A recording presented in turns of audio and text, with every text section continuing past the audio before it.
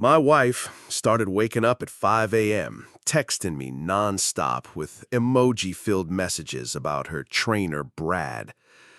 So I came home early and caught them in my living room. Him shirtless, her barely clothed. Classic line from her, "It's not what it looks like." Yeah, right. I called in an old friend, a private detective, to dig up dirt. What followed? Blackmail threats, secret deals, and a brutal fight for the truth. This isn't just a cheating story. It's a war. Ready to watch a marriage explode from the inside out? I always thought my wife's newfound obsession with fitness was just part of a mid-30s glow-up phase. You know, the kind where they drink green juices, talk about gut health, and suddenly know way too much about avocados. I cheered her on because I was a supportive husband, and also, selfishly, because it meant I could continue eating my steak and drinking beer without judgment. Win-win, right? Turns out, the only thing getting exercised in that gym wasn't just her glutes, but her marital vows, too. It started with small things. She started waking up at 5 a.m., something I knew in my soul was unnatural for a woman who once swore she'd fight a bear rather than get out of bed before 8. Then came the texts. Constant, giggly, emoji-ridden texts. Every time her phone buzzed, she'd smirk at the screen like it had just whispered a dirty joke. Now, I'm not a suspicious guy by nature, but when she started referring to her trainer, Brad, in ways that sounded like she was describing a Marvel superhero, "He's just so dedicated. He really pushes me. He's got this amazing core strength." I started to get that little itch in my brain. The kind of itch that, if scratched, usually leads to the discovery of something ugly. Then, the real kicker. I came home early from work one day, hoping to surprise her. What I found instead was the kind of surprise that makes a man reconsider his entire approach to life. There she was, in our living room, stretching. Nothing wrong with that, right? Except she wasn't alone. And she definitely wasn't wearing anything meant for public viewing. And Brad? Well, let's just say he wasn't demonstrating proper stretching techniques unless shirtless pelvic thrusts were now a mainstream fitness trend. I stood there for a solid 5 seconds, just taking it in like a man watching a slow-motion car crash. I even had time to think, well, at least now I know how he got those abs. She spotted me first. Her face went from mid-laugh to mid-heart attack in record time. Brad, the fitness phenom, showed the agility of a panicked gazelle and grabbed his duffel bag so fast he nearly dislocated a shoulder. "Babe, this isn't what it looks like," she gasped. Classic line, a real original. I leaned against the doorway, arms crossed. Really? Because it looks like an at-home personal training session with some highly personalized cardio. Brad, to his credit, kept quiet. Maybe he sensed I wasn't in the mood for his input. Or maybe he remembered that I was once a linebacker in college and didn't want to test if I still had my tackling form. At that moment, standing in my own house, watching my wife scramble for words and my new favorite gym bro awkwardly shuffle toward the exit, I felt something surprising. Not rage, not heartbreak, just clarity. I sighed, shook my head, and turned toward the kitchen. "I'm gonna grab a beer. You two figure out how you want to explain this." And just like that, my marriage entered its cool-down phase. One beer later, I decided I was done being the understanding guy. I walked back into the living room, where my wife was still standing in stunned silence, and Brad, bless his heart, was trying to shrink into the furniture. "All right, lovebirds," I said, setting my empty bottle down with a deliberate thunk. "Time's up. Brad, get your sweaty, protein powder-scented self out of my house before I test whether those abs of yours can withstand blunt force trauma." Brad didn't need a second invitation. He was out the door so fast I half expected a puff of cartoon smoke to be left behind. I turned to my wife. "And you, pack a bag." Tears welled up in her eyes. "Wait, can we talk about this?" "Oh, we'll talk," I said, grabbing my phone. "Just not right now, because I have a call to make." She stared at me, confused, as I scrolled through my contacts and hit dial. "Who are you calling?" she asked hesitantly. "Eddie," I said, smiling for the first time that evening. "Remember Eddie from college? The guy who used to track down cheating husbands for a living? Yeah, he's gonna love this." As the phone rang, I leaned back against the counter, watching her expression shift from guilt to something closer to dread. Eddie had retired from the force, but he still had a knack for finding the truth and making sure people got what they deserved. This was about to get interesting. Eddie answered on the second ring. "Well, well, if it isn't my favorite linebacker. What's up, man?" "Eddie, I need a favor, and before you ask, yes, it's about a cheating spouse." There was a pause, then a low chuckle. "Oh, buddy, say no more. I'm on my way." 20 minutes later, Eddie rolled up in his usual fashion. Black SUV, aviators on, looking like he was auditioning for a gritty detective show. He stepped inside, took one look at my wife sitting on the couch with her half-packed bag, and let out a whistle. "Yikes, this looks awkward." I muttered. Eddie turned to me. "All right, here's the deal. You want dirt? You want revenge?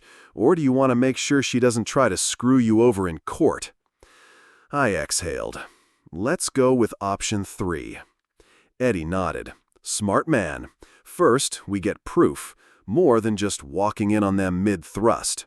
Texts, emails, financials, anything that proves she's been playing the field. Then, we make sure you come out of this looking like the victim, not the guy who just lost his temper." He glanced at my wife. No offense. She opened her mouth, then shut it, realizing that anything she said at this point would only make things worse. Eddie turned back to me. "Step 1. Give her a choice.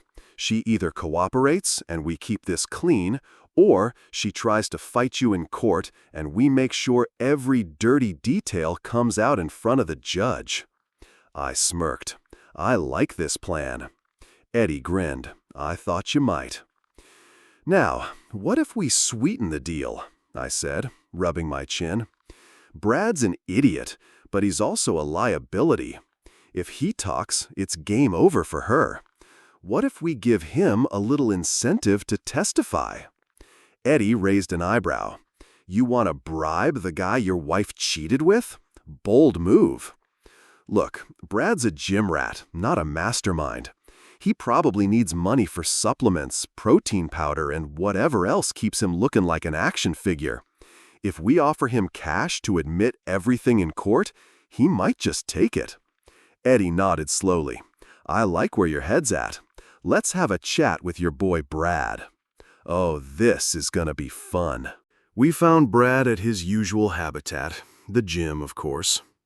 He was mid-bench press when Eddie and I strolled in like two men on a mission. I leaned over the bar as he racked the weight. "We need to talk, buddy." Brad gulped. Am I gonna get punched?" I smirked. "Not unless you say something stupid. Now, how do you feel about making a little extra cash?" Brad sat up slowly, wiping sweat off his forehead, his eyes darting between me and Eddie. "What kind of cash are we talking about?" he asked cautiously. Eddie smirked. "The kind that makes your legal troubles disappear before they even start." Brad scratched the back of his neck. "Look, man, I didn't know she was married at first." I held up a hand. "Spare me the act, Brad. You knew. And right now, I don't care about your moral compass, or lack thereof. What I care about is whether you're willing to take this deal." Brad exhaled sharply, leaning forward. "All right, What exactly do you need me to do?" Eddie pulled out a small notepad, flipping to a blank page. "Simple. We need you to put in writing everything that happened. When you started, how long it lasted, the whole deal. You sign it, testify in court if necessary, and in exchange, you walk away with 10 grand. Brad's eyes widened. 10 grand? Just to admit what happened? I nodded. That's right. And let's be clear. If you say no, I'm not walking away empty-handed. I have other ways of making sure this comes out. This just makes it easier for both of us." Brad ran a hand down his face. "Damn, this is some serious blackmail stuff." Eddie grinned. "Nah, Brad. Blackmail is when we force you to do something illegal. You already did something stupid. We're just giving you a chance to make money off it. Consider it a business transaction." Brad hesitated for a moment, then sighed. "Fine. I'll do it, but I want half up front." I shook my head. "You get the full amount once you sign and the statement is notarized. Take it or leave it." Brad thought about it for a second before nodding. "All right, where do I sign?" Eddie reached into his pocket and pulled out a small recorder. "Before we get to paperwork, let's get your voice on record too, just in case." Brad groaned. "You guys really aren't messing around, huh?" I crossed my arms. "No, Brad. No, we're not." Brad sighed and eyed the recorder like it was a ticking time bomb. "All right, fine. Let's get this over with. What do you want me to say?" Eddie pressed the record button and leaned in. "State your full name and confirm that you're providing this statement voluntarily." Brad cleared his throat. Brad Thompson. And yeah, I'm doing this voluntarily." "Good. Now, confirm that you knowingly engaged in an affair with a married woman and that you're willing to testify to that in court if needed." Brad rubbed his face, but answered. "Yeah, I had an affair with," he glanced at me, "your wife. It started about 6 months ago. We met at the gym. Things got physical pretty fast. I knew she was married, but..." He trailed off, avoiding eye contact. "But you did it anyway," I said flatly. Brad nodded. "Yeah." Eddie let the silence hang for a moment before continuing. "And you agree to testify if necessary in exchange for $10,000? Brad swallowed hard. "Yeah." Eddie clicked the recorder off and slid it into his pocket. "That'll do. Now, let's get this on paper." We walked him over to a small office in the gym, where Eddie produced a pre-drafted affidavit. I had to admire his efficiency. He must have prepared this before we even showed up. He placed it in front of Brad, along with a pen. Brad stared at it like signing would drain the last bit of dignity he had left. "Man, this sucks." "Actions have consequences," I said, folding my arms. "You should be grateful we're offering you a payday instead of something worse." Brad let out a bitter chuckle. "Yeah, I guess so." He grabbed the pen and, after a deep breath, scrawled his signature at the bottom. Eddie scooped it up, checked it over, and gave me a nod. "It's official." I pulled an envelope from my jacket and slid it across the table. "Here's your money. Now, do yourself a favor. Stay far away from me, my wife, and my life." Brad took the envelope hesitantly. "Yeah, consider me gone." Eddie clapped a hand on his shoulder. "Smart choice." As we walked out of the gym, Eddie grinned. "Well, that was productive. What's next?" I took a deep breath. Now, we make sure she knows exactly how this is going to go down. Time for a little confrontation. The drive back to the house was quiet, but the storm brewing inside me was anything but. Eddie, ever the professional, drummed his fingers on the dashboard. "You got a game plan for this?" I smirked. "Oh yeah. She thinks she's got options. She doesn't." Pulling into the driveway, I took a moment to collect myself. The last thing I wanted was to come off as some unhinged husband. No, this had to be controlled, deliberate, like a well-executed play. I stepped inside to find her sitting at the dining table, a glass of wine in front of her. But she wasn't alone. Her sister, Amanda, was there too, arms crossed, face set in a deep scowl. I sighed internally. Of course she had to bring backup. "Ah, this is cute," I said, stepping forward. "What's the plan here? We doing a family intervention?" My wife shot Amanda a nervous glance before answering. I wanted someone here to make sure this conversation stays civil." "Civil?" Eddie let out a short laugh. "Lady, that ship sailed the second you decided Gym Boy was more exciting than your marriage." Amanda narrowed her eyes at him before turning back to me. "Look, we don't have to turn this into a mess. She made a mistake, but you're not innocent in all this either." I raised an eyebrow. "Oh, do tell." Amanda hesitated, then squared her shoulders. "A little financial compensation for what she went through in this marriage?" I stared at her for a second before bursting out laughing. "You've got to be kidding me." My wife shifted in her seat, looking anywhere but at me. That was all the confirmation I needed. "Wait a second," Eddie said, stepping forward, his detective instincts kicking in. "Let me get this straight. Your husband put you up to this, didn't he? Sent you here to guilt-trip my friend into paying your sister off?" Amanda's jaw tightened, but she said nothing. I shook my head, smirking. "Let me guess. Your loving husband figured he could squeeze me for cash by flipping this whole thing on its head. Make me look like the bad guy? Get a little payday out of my misery?" Amanda swallowed hard. "You put her through a lot too, you know. You weren't exactly a perfect husband." Eddie snorted. "Lady, that's the most desperate pile of nonsense I've ever heard. What, he thought he could use this as leverage? Blackmail him into coughing up money just to keep things quiet? Hate to break it to you, but we're already 10 steps ahead." I reached into my jacket and pulled out the envelope, tossing it onto the table. "Go ahead, open it." Amanda hesitated before picking it up and sliding out the papers inside. Her eyes scanned the document and her face drained of color. "That's an affidavit," I said calmly, "signed by your sister's gym buddy, confessing to the affair, confirming the timeline. It's airtight."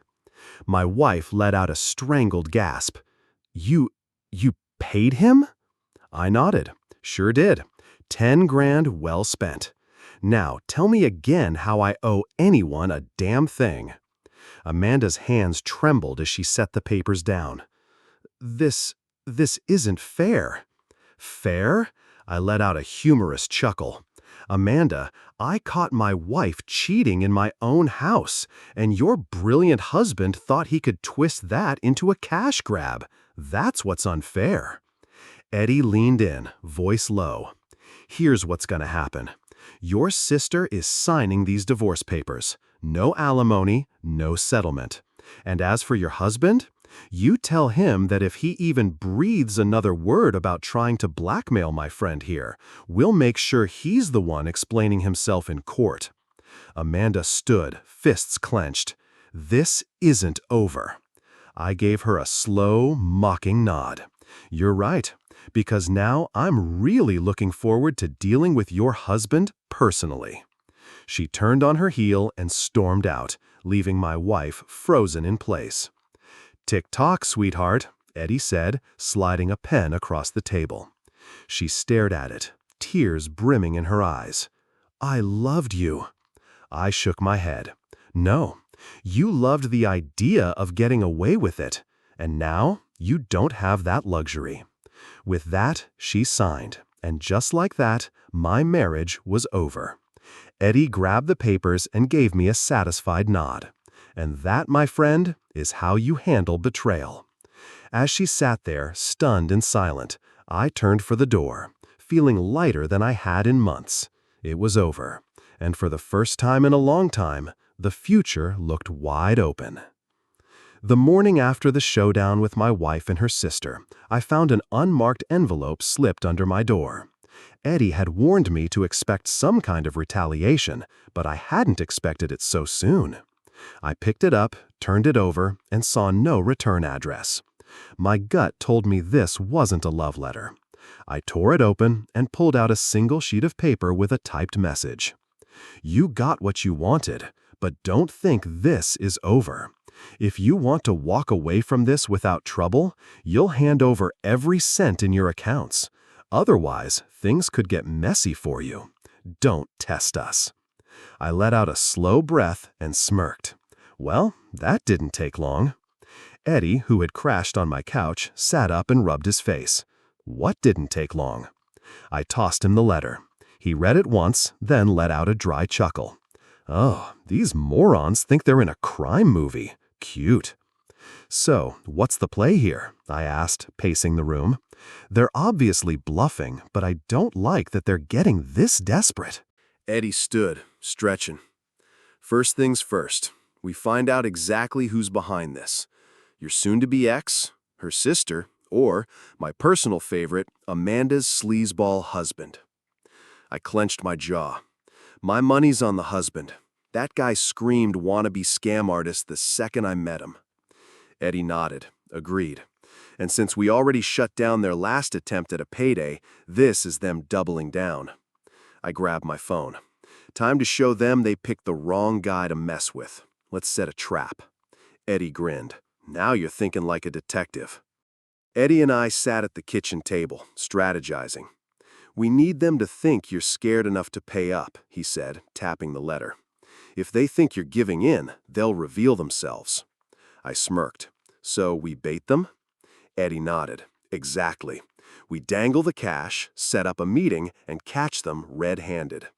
I grabbed my phone and drafted a text. I don't want trouble. Let's talk. Tell me where. We waited. Minutes dragged by until my phone buzzed with a reply. Parking lot behind Miller's Diner, 9 p.m. Bring everything. I showed Eddie the message. He grinned. Perfect. Let's make sure they regret this. Eddie and I pulled into the parking lot behind Miller's Diner at 8:45 p.m., parking in a dark corner with a clear view of the meeting spot. We had planned this carefully. Eddie had contacted a few of his old buddies from the force, and they were stationed nearby, ready to step in the moment things went sideways. Let's keep this simple, Eddie said, adjusting his jacket. You play the nervous, desperate Mark. I'll be watching from the truck. We let them dig their own grave. I nodded, stepping out of the car with a duffel bag. It wasn't filled with cash, just stacks of blank paper wrapped with a few real bills on top. Let them think I was handing over my savings. Let them get comfortable. At exactly 9 o'clock, a black SUV pulled in. Sure enough, Amanda's husband, Greg, stepped out, his greasy confidence on full display. Amanda was with him, shifting nervously, but my soon-to-be ex was nowhere to be seen. Smart move showing up, Greg said, smirking. Didn't think you had the sense to listen. I forced myself to look uneasy. I just want this to be over. You said if I paid, you'd leave me alone. Greg grinned, rubbing his hands together. That's right. Hand it over, and this all disappears. I held up the bag. You get this when I get a guarantee that no more trouble is coming my way. Greg sighed, shaking his head. You don't get to make demands, pal. That was when Eddie stepped out of the truck, hands in his pockets. Oh, I think he does. Greg tensed. Who the hell is this? Just a concerned citizen, Eddie said. Also, someone who recorded this entire conversation. You're done, Greg. Greg's face darkened, but before he could react, flashing blue and red lights lit up the parking lot. Officers swarmed in, cutting off any escape. Amanda's mouth fell open, and Greg's cocky demeanor vanished in an instant. Greg Thompson, you're under arrest for attempted extortion, one of the officers announced, slapping cuffs on him before he could sputter out an excuse. Amanda turned pale as another officer approached her, motioning for her to come along. Greg thrashed, You set me up! I crossed my arms. No, Greg. You set yourself up. I just let you think I was dumber than I look. As they were hauled off, Eddie patted me on the back. Well, that was satisfying. What's next? I took a deep breath, finally feeling the weight start to lift. Now, I move the hell on. With Greg and Amanda out of the picture, and my soon-to-be ex too embarrassed to make any more moves, life finally started to feel normal again. Well, as normal as it could be after your marriage implodes and you take down a family-run extortion racket in the process. Eddie and I celebrated the victory in the most fitting way possible: steaks and whiskey at our favorite bar. "So," Eddie said, cutting into his ribeye, "what's next for you?" I leaned back in my chair, exhaling. "I don't know. Haven't really thought about it. Just been in fight mode for so long." "Well, you got options now," Eddie said. "No alimony, no scammers breathing down your neck. Hell, you could move, start fresh." I smirked. "Or I could just enjoy being single and not deal with anyone's drama for a while." Eddie raised his glass. "Now that's a plan I can drink to." We clinked glasses, and for the first time in what felt like forever, I actually relaxed. No more looking over my shoulder. No more half-truths and manipulation. Just me, my whiskey, and the entire future ahead of me.